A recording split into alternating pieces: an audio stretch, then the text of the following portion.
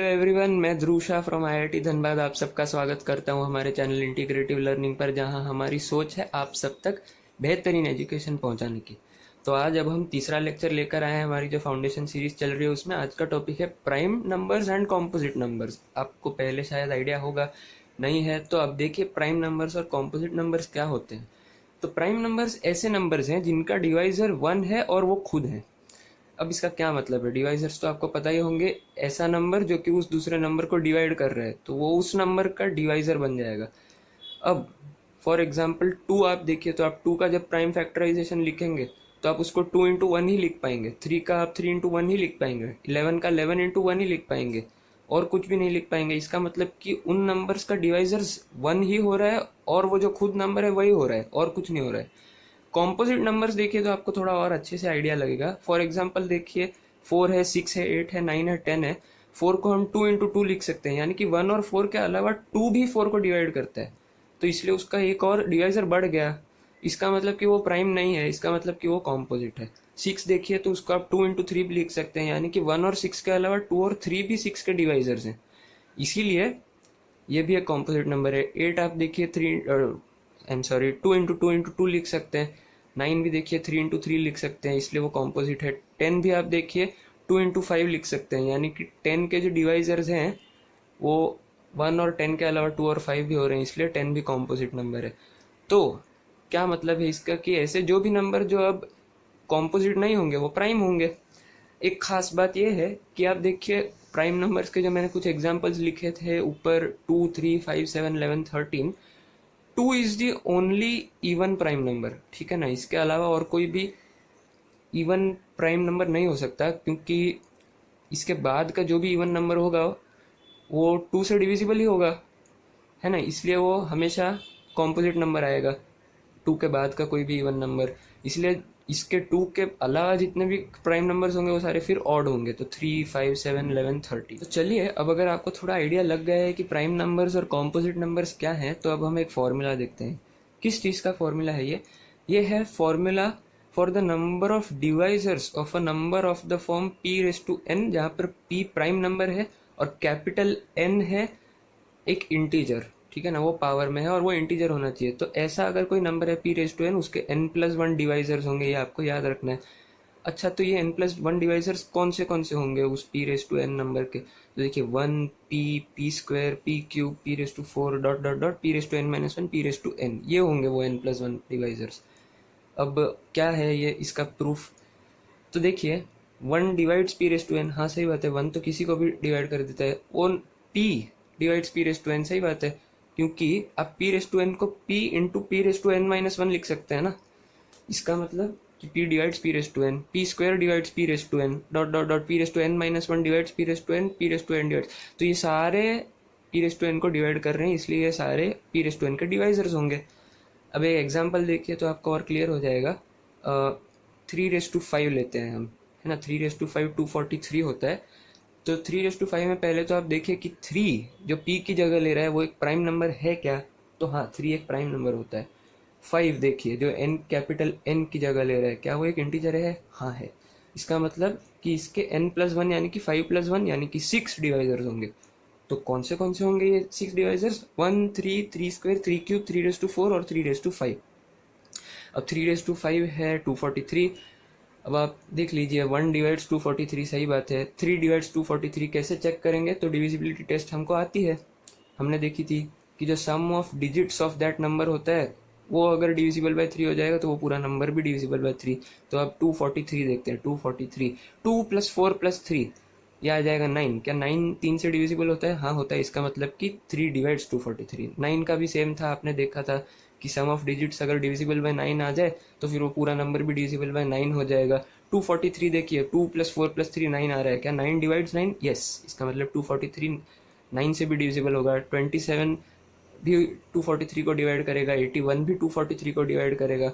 27 है 3³, 81 है 3⁴, है ना। 9 था 3², तो और 243 तो 243 को डिवाइड करेगा ही। तो अब आपको समझ में आ गया होगा कि अगर ऐसा कोई भी नंबर हो p⁻n फॉर्म का, उसके n+1 डिवाइजर्स होंगे। तो अब अगर आपको पता चल गया है कि अगर कोई भी number of the form p raise to n, जहाँ पर p प्राइम है और n एक इंटीजर है, उसके नंबर ऑफ डिवाइजर्स n+1 होंगे, तो अब हम देखते हैं number of divisors of a number of the form p1 raise to n1 into p2 raise to n2, जहाँ पर p1 और p2 दोनों प्राइम है ऑफ कोर्स, और n1 और n2 ये दोनों इंटीजर्स हैं।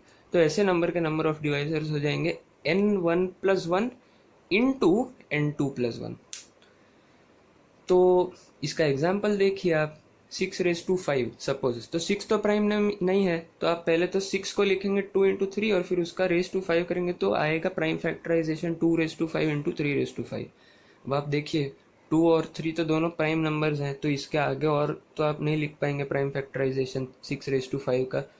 तो ये number of the form p1⁵n1 into p2⁵n2 आ गया। तो इसका मतलब 6⁵ के नंबर ऑफ डिवाइजर्स कितने हो जाएंगे, n1 जो कि है 5, तो 5+1 इंटू n2+1 यानी कि 5+1 फिर से, यानी कि 6 × 6 यानी कि 36। 48 का देखिए आप, 48 को हम 3 × 16 लिख सकते हैं। अब 16 आपको पता है 2⁴ होता है, और 3 को हम लिख सकते हैं 3⁻1।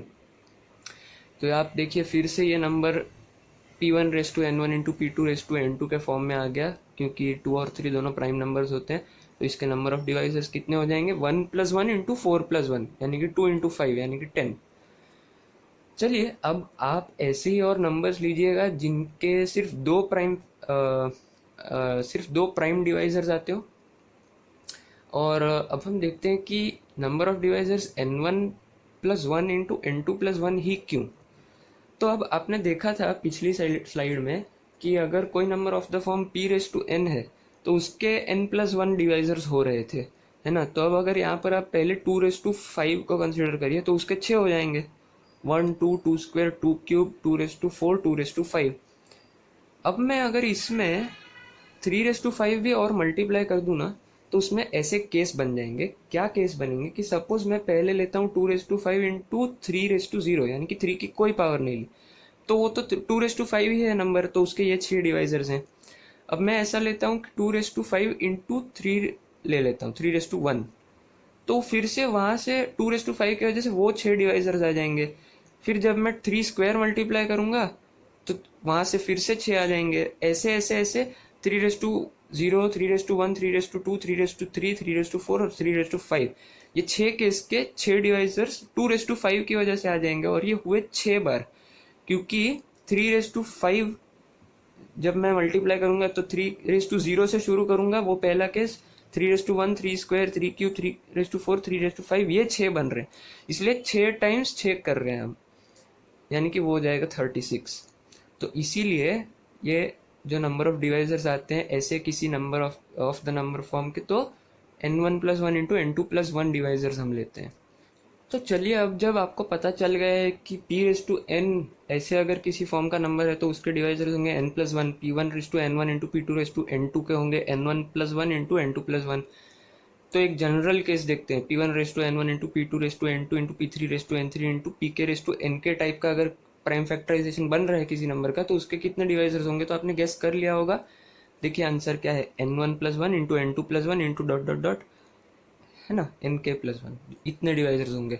एक एग्जांपल लेते हैं हम, तो 120 ले लीजिए। 120 12 इंटू 10 होता है, 12 को आप लिखिए 3 × 4, 10 को लिखिए 2 × 5, तो सिंप्लीफाई करने पे ये प्राइम फैक्टराइजेशन आएगा 2⁵3 इंटू 3⁵1 इंटू 5⁵1। तो अब देखिए फॉर्मूला के हिसाब से, और क्यों फॉर्मूला वैलिड है, तो 2 3 और 5 तीनों प्राइम नंबर्स हैं, हाँ हैं, तो इसके आगे तो प्राइम फैक्टराइजेशन और लिख नहीं पाएंगे। और अब पावर्स भी देखिए सारी पॉजिटिव इंटीजर्स हैं, तो फॉर्मूला के हिसाब से अब क्या हो जाएगा, number of divisors 3+1 into 1+1 into 1+1 यानी कि 4 इंटू 2 इंटू 2 यानी कि 16। अब ये 16 डिवाइजर्स क्या होंगे, ये आपको अगर लिस्ट डाउन करना है और आपको चेक करना है कि ये 16 ही हो रहे हैं कि नहीं, तो उसका ये तरीका होता है। 1 और 120 तो आपको पता ही है होंगे, तो उनको पहले आप लिख लीजिए ऐसे, 1 यहाँ लिखा, 120 यहाँ लिखा। अब 1 के बाद आप नंबर देखिए 2 आता है, तो 2 क्या 2 डिवाइड कर रहे हैं 120 को, हाँ करेगा, इवन नंबर है, तो 120/2 भी डिवाइड करेगा, तो 60 भी इसका डिवाइजर होगा। अब आप 2 के बाद देखिए 3, क्या 3 120 से डिविजिबल होगा, हाँ होगा। 3 के डिविजिबिलिटी टेस्ट ही लगाइए आप, सम ऑफ डिजिट्स 3 आ रहा है, क्या 3 3 से डिविजिबल है, हाँ है, इसका मतलब ये 123 से डिविजिबल है। तो 120/3 यानी कि 40 भी इसका डिवाइजर है, अब आप 4 की देखिए तो लास्ट 2 डिजिट्स देखिए 20, क्या 4 के टेबल में 20 आता है? हाँ आता है। इसका मतलब 120 भी 4 से डिविजिबल है। इसका मतलब 120/4 30 भी इसका डिवाइजर होगा। 4 देखिए 4, हाँ 4 तो हो गया। 5 देखिए यूनिट्स डिजिट 0 है तो 5 से भी डिविजिबल होगा, तो इसका मतलब 120/4 भी इसका एक डिवाइजर होगा, 124। 6 देखिए तो हाँ 2 और 3 से डिविजिबल है तो 6 से भी डिविजिबल होगा, तो 6 भी आएगा इसका डिवाइजर। और 120/6 यानी कि 20, वो भी इसका एक डिवाइजर होगा। 7 नहीं होगा, देखिए आप 7 की लगा के देखिए डिविजिबिलिटी टेस्ट, 127 से डिविजिबल नहीं आता है। 8 का आप देखिए 8 से हाँ ये डिविजिबल हो जाता है 8 से, और इसका मतलब 120/8 15 भी इसका एक डिवाइजर होगा। इसके बाद 9 से भी नहीं होगा, क्योंकि आप देखिए 9 की डिविजिबिलिटी टेस्ट लगाकर तो सम ही 3 आ रहा है, तो 3 से 9 से डिविजिबल नहीं होता, इसका मतलब 120 भी 9 से डिविजिबल नहीं होगा। इसके बाद आता है 10, तो हाँ 10 से ये नंबर डिविजिबल है, इसका मतलब 120/10 यानी कि 12 से भी ये डिविजिबल होगा। अब यहाँ रुक जाते हैं हम, क्योंकि मुझे लगता है 16 हो गए। देखिए ऊपर है, यहाँ नीचे है 7 और ऊपर है 9, तो ये 16 आपने ऐसे लिख सकते हैं आप, ठीक है ना। तो अब आपका होमवर्क ये है कि आपको रैंडमली 10 कॉम्पोजिट नंबर्स लेने हैं और उनके नंबर ऑफ डिवाइजर्स फाइंड करने हैं, और आपको आपके जो आंसर्स हैं वो नीचे कमेंट बॉक्स में मेंशन करने। तो अब अगर आपको वीडियो हेल्पफुल लगी हो तो प्लीज़ लाइक करिए, शेयर करिए, सब्सक्राइब कीजिए, आपके फ्रेंड्स के साथ शेयर कीजिए, और ऐसे ही फॉलो करते रहिए ताकि आपको और एजुकेशनल कंटेंट इस चैनल पर मिलता रहे। Thank you.